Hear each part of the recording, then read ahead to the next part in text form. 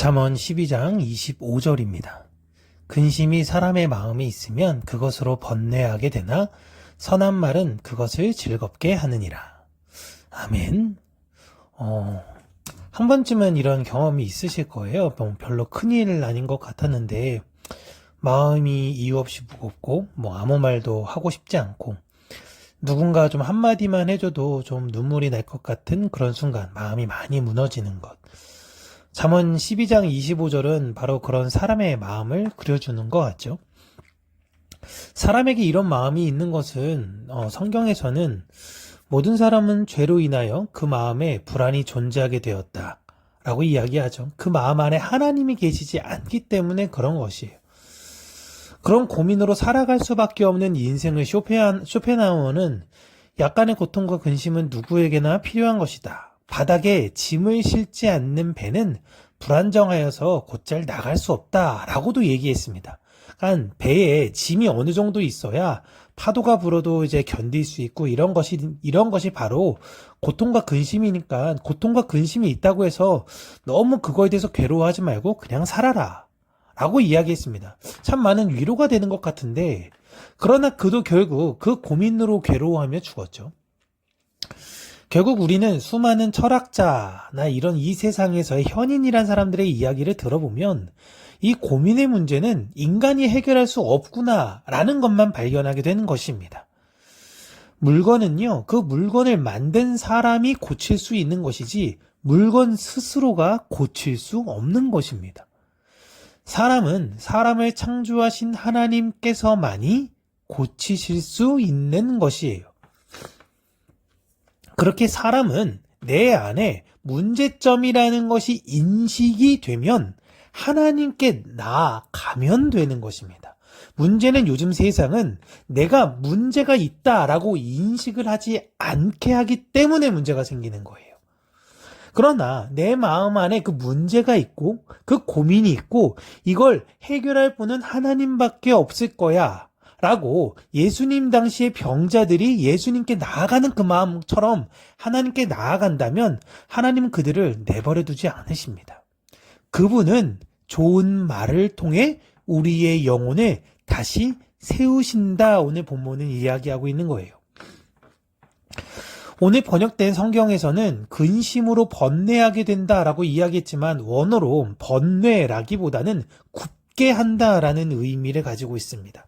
마치 큰 짐을 등에 지고 허리가 굽는 것처럼 근심으로 인해 내 몸과 마음이 다 눌려져 버린 상태를 말하고 있는 거예요. 그로 인해 인생은 하늘을 바라보지 못하고 그 근심으로 인하여 땅만 바라보며 살게 되는 것입니다. 즉 하나님의 계획과 뜻을 보지 못한 채 자신의 문제와 실패, 그 눈앞에 있는 당장의 것들만 바라보며 급급하게 살아가게 된 거예요. 그게 바로 근심의 힘입니다. 그래서 예수님께서도 요한복음 14장 1절에 마음에 근심하지 말라라고 하셨습니다. 근심은 단순한 감정이 아니라 하나님을 보지 못하게 만든 영적 굴절 상태예요. 그러나 하나님은 근심이 있는 자들에게 근심하지 마 라고 이야기하는 것으로 끝나지 않으셨습니다. 선한 말이 있으니 그 말에 귀를 기울여야 한다라고 하신 거예요. 이게 답인 거예요. 하나님 내 마음 안에 근심이 있는데 어떻게 살까요? 근심하지 마. 여기서 끝나는 게 아니라 선한 말이 있으니 좋은 말이 있으니 그 말에 너는 귀를 기울여야 한다라는 거예요. 본문에서 좋은 말, 다바르 토브라고 나오는데 이건 단순히 친절한 말, 좀 말 착하게 하고 예쁘게 하는 거 이런 거 말하는 것이 아닙니다. 물론 그건 중요하죠. 하지만 그걸 좋은 말이라고 이야기하지 않아요. 좋은 말, 다바르 토브에서 다바르는 하나님이 세상을 창조하실 때 사용하신 단어예요. 하나님이 이르시되 빛이 있으라, 하나님이 이르시되 뭐 있으라. 이 말, 하나님이 이르시되 이 말이 세상을 만들었습니다. 즉 좋은 말은 생명의 말, 회복의 말, 창조의 말, 하나님의 말씀이라는 거예요. 이걸 들어야 된다는 것입니다. 그 하나님의 말씀을 전하는 자들이 누구냐? 바로 하나님의 마음을 가진 예수 그리스도를 따르는 교회라는 것입니다. 교회가 이웃을 사랑하는 방법은 하나님의 말씀을 올바르게 전하는 것이죠. 올바르게 하나님의 말씀을 전하는 것입니다. 누군가가 그 근심과 염려로 인하여 괴로워할 때 그에게 이야기하는 것이 무엇입니까?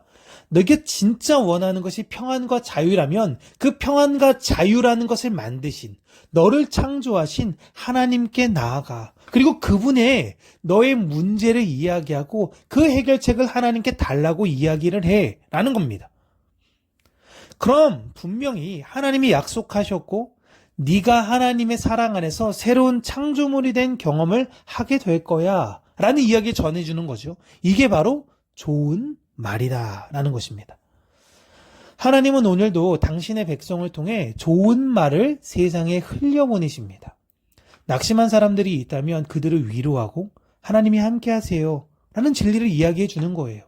지쳐있는 이들이 있다면 당신은 소중한 존재입니다. 당신은 특별합니다. 당신은 하나님의 형상입니다. 라고 이야기해 주는 것.